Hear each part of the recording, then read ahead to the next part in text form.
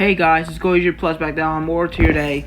And this time we've got more EA, but this time instead of EA College Football 25, it's Madden 25.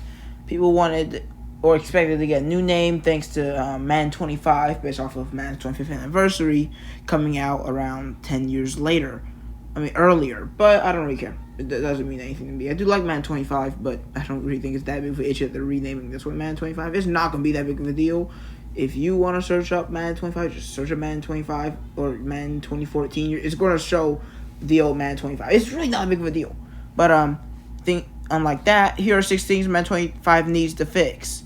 I don't think they're all going to be fixed. I'd be very surprised if they all were. But these are things that either ruin gameplay, immersion, or make the game less unrealistic or fun.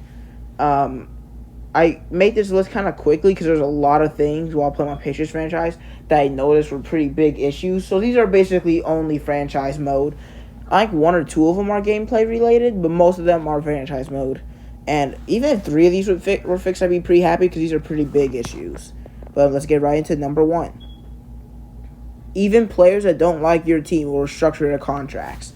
If you don't understand how restructuring contracts works, basically, Matt Ryan restructured his contract for the Falcons multiple times so he could bring in more talent for him. The key word is Matt Ryan restructured his contract. He made a deal with the Falcons to restructure his contract. You know why he restructured his contract? Because he really liked the Falcons. He wanted to retire a Falcon.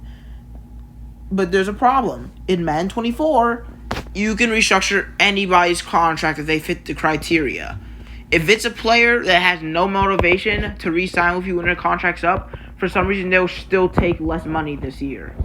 I think this is something that morale should affect. Either morale or motivation. So if their motivations don't plan on re-signing with you, why would they want to restructure the contract and give you more money? Give themselves less money until down the road.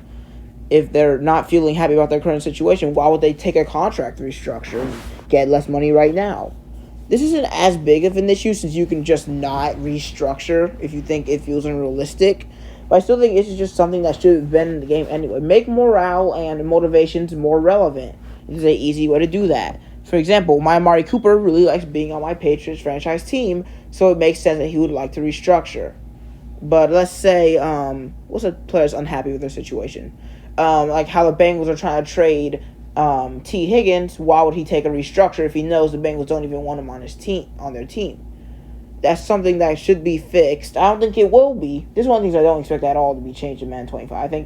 I think contract restructuring is going to stay exactly the same. But I would like it if morale affected and if you couldn't just restructure every player's contract that you could ever want so you can afford that big free agent. It should be, if you're winning, like if you're 10-0, maybe a guy would, or let's say 7-0 at the trade deadline. Maybe a player who, if you're starting QB, would take a contract restructure because he really likes your team. He's happy with 7-0, but he restructures his contract so you guys can have enough money to bring in a receiver from either free agency or through trade, which would help him win games.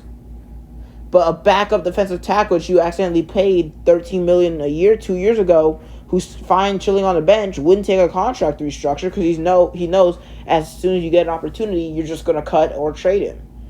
It's that simple. But I don't want to dwell on this one too much because I don't think it will be changed in Madden 25. Number 2 is celebrations and fights. This is one of the gameplay things I was talking about. Now, during the game, you will basically be able to choose your celebrations at any time, and fights will randomly, or altercations will randomly happen throughout the game. Let's start with celebrations. There's no reason I should be able to choose a team celebration with all of us playing leapfrog while we're down 42-7 with 2 minutes to go. In real life, the players would maybe dap each other up a little bit and just hold their head down and get to the next play. Why are these guys so happy? They're still down by 4 scores. That's something that ruins your immersion when, for some reason, your team is completely happy and upbeat while they're still getting destroyed. It would seem very unrealistic and arrogant to celebrate heavily at that point. That's a simple fix. Just make it so even specifically, if it's in the 4th quarter and you're down by more than 3 scores, make the celebration automatically some sort of less upjoyed, overjoyed, and more serious, and just get to the sideline celebration. I don't think it should be a slider. Just make it so that players, especially CPUs, aren't celebrating while getting blown out, and they're not doing first down finger points every time, even though they're down by 27 with 2 minutes to go. Fights. These are random. They just happen, and they happen a lot. You can probably watch my Patriots franchise games and see 5 different players get into fights. First of all, if you're going to add this, why not add the unsportsmanlike conduct penalty? Make some players more likely to have those penalties than others. Make some players less disciplined. For example, maybe Jalen Ramsey would have a higher chance of getting unsportsmanlike conduct than AJ Terrell. Or same for, like, if Marshawn Lattimore and Mike Evans were on the same field, maybe their chances of getting ejected from the game are raising. For example, if there's two really good, really good receiver against a really good cornerback, raise the chances of them getting in the fights, and those fights continues to happen throughout the game. Give them a unsportsmanlike conduct penalty. What else? Is that just my main point? Is it just that and make them happen less overall. If it's a random play on 1st and 10, random through the second quarter, and there's no reason for these players to get into a fight. If it's a big blowout and the Rams keep taunting the Cardinals about the blowout, maybe a fight breaks out. Or maybe it's a very important 4th quarter game and both teams are starting to hit really hard, and that leads to players to try to defend their quarterback from getting hit hard by a defensive lineman, and the offensive line pushes them off of QB. These are just things that should be in the game. I think the fights are a step in the right direction, but make them more dynamic and realistic. Same for the celebrations. I think that'll lead to a more immersive Madden 25. Number 3, development trait regression. This is one of the franchise ones. Franchise ones really matters for franchise mode. It is stupid that a 23-year-old rookie who had a decent receiving season is coming down from superstar to star or from star to normal. Development trait regression is so that these older players are not hogging all the spotlight with their superstar X factors. It makes sense that Aaron Donald next year, if he didn't retire, went down to superstar after only posting an 8-sack season. But Rob Austin, after having a 5 tackle for loss, 2 sack season in his first year, which is not great, but it's not bad, and he's only 22, should not be regressing down to normal. Anybody under 27 should not be regressing their depth traits for no reason. This is simple to fix. I don't get how this is in the game. Why is depth trait regression random? It feels random. If you're not putting up... If a superstar X Factor rookie generation player is regressing to superstar or star after one mediocre season, it makes it feel like generational players aren't as special, because if you don't make them an all-star year one, they're going to regress immediately. Regression has been improved with the sliders.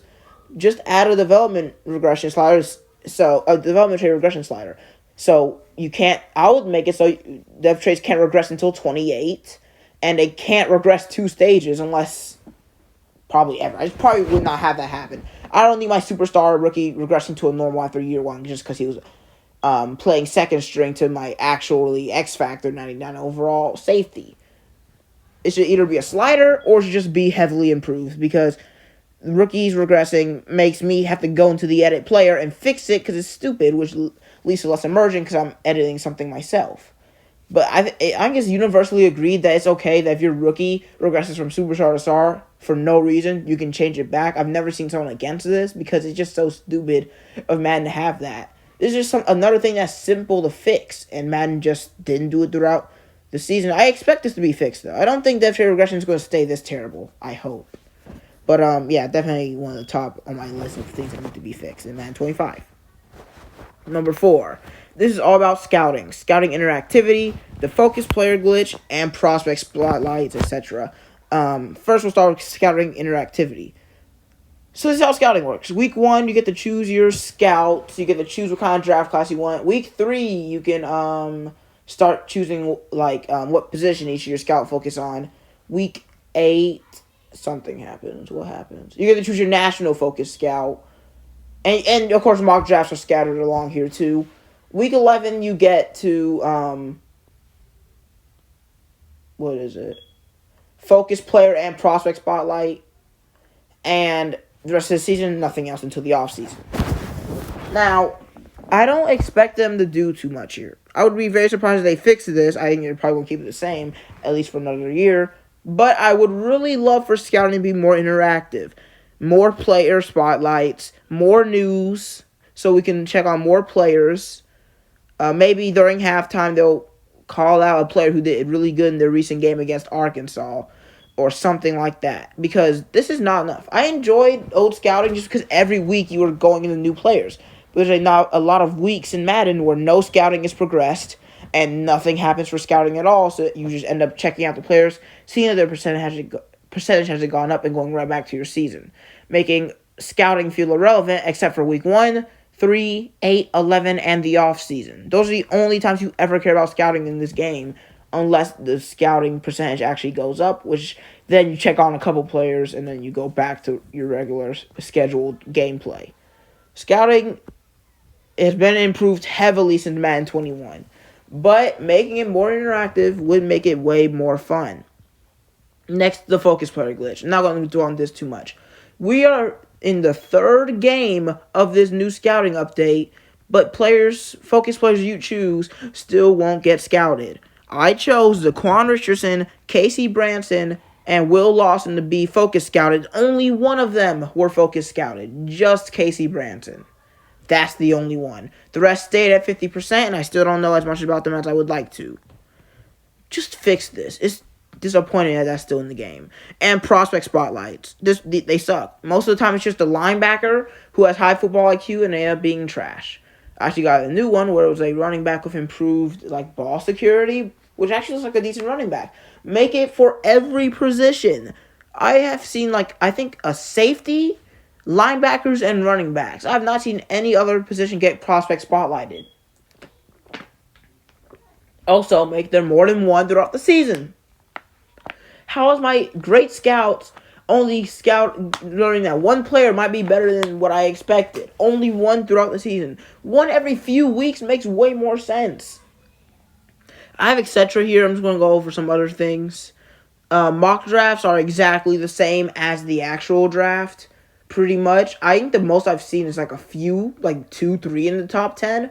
Mock drafts are way too accurate, especially because in real life you see a lot of mock drafts nowhere near what actually happens. Make it less obvious who's going to be drafted. And make the draft more interesting. It's just a player on a screen, and it shows at college. No commentary about that player or anything. At least 2K does way better in their draft. But those are the things I want to point out for number 4. I think this is something that will be fixed. I think focus players will be fixed. I hope there's more scouting and interactivity, but we'll have to see. Number 5, progressive fatigue is absolutely broken. Another thing which Madden should have been fixed. How are my players in the playoffs not missing the entire game after the first drive? I was playing a fantasy draft, and a player, Tyreek Hill, missed the rest of the game. We're like, okay, this is unrealistic. Let's quit and bring it back. We quit, went back into the game. Same thing happened. There's nothing you could do. Tyreek Hill was guaranteed to sit out the rest of the game, and it affects CPUs. But I've seen it affect the actual players way more, where you're using your 6th string receiver as your 3rd string. You have your 4th, 5th, 6th string receiver. Your tight end is out, so your offensive linemen are playing tight end, and your fullback is playing running back. And it's just so simple. I know it's not that hard to fix. Just don't make it so progressive fatigue is so bad that even if you do half pads every week, your players will still be too tired to play any games in the playoffs or late in the season. It's so bad that most people that I know turned off progressive fatigue, so you don't get to do the XP stuff and half pads, full pads. You can't do that anymore because it will ruin your franchise. So I turned it off. It sucks to see it go, but it's just too broken to let stand. And this is another one that Madden should have a grasp on. It should have been a title update instead of waiting for Madden 25, but just another thing I'm kind of disappointed in. Finally, another gameplay one, number 6, offensive tackles. For the most part, they were correct. Blocking has been very improved. My fullback is picking up blocks a lot better on outside HB stretches. HB slip screens came from being almost unusable in the older Madden to actually a really, really good play if you have an elusive receiving back. But there's still one huge problem. Offensive tackles are way too slow. So they when you call the hike, they usually take maybe one step back and then turn to face the edge rusher. By the time they've done that, the edge rusher is already either too far outside for them to catch up or already past the offensive tackle, leading to you getting sacked before you can call a play. This is even worse, making play action pretty much unusable unless you're double blocking the edge rusher because they're just going to go untouched. And it happens multiple times in the game. One time, both edge rushers did this and got to me in 2 seconds, and I got sandwiched between two edge rushers, which neither of them were they were regular 80 to 70 overall edge rushers who just are faster than the offensive tackles. They said they improved blocking. They did. But the biggest issue is still in the game where edge rushers are just so broken, and it makes it feel like interior defensive linemen are pointless to work on. Because your edge rushers are so good that they're probably going to be a great run stopper anyway. And the offensive tackles aren't going to do anything about them. They're too slow. I know in real life, edge rushers are way faster than offensive linemen. But do you really in real life? No, there's probably more in a season of just your games in Madden, you're going to have more edge rushers go unblocked than every team in real life has an edge rusher go completely unblocked. Because in real life, offensive tackles know what they're doing, and they manage to back up fast enough that the edge rusher can't immediately explode and get a sack. In this game, offensive tackles have no brain and no agility and no athleticism, so defensive linemen go right past them. This is the biggest issue because it ruins entire games. Makes the game almost unplayable at times if you call play action and you're immediately sacked. You go back to check the replay, and Michael Wenu is not even touching Rashawn Gary at all. Biggest issue by far. This one has to be fixed, or Madden 25's gameplay is going to be as bad as it is right now in Madden 24. But I know it's very negative in this video, but I still enjoy Madden, and I still have high hopes for EA College Football and Madden 25. So hopefully at least some of these are fixed, especially the offensive tackle one.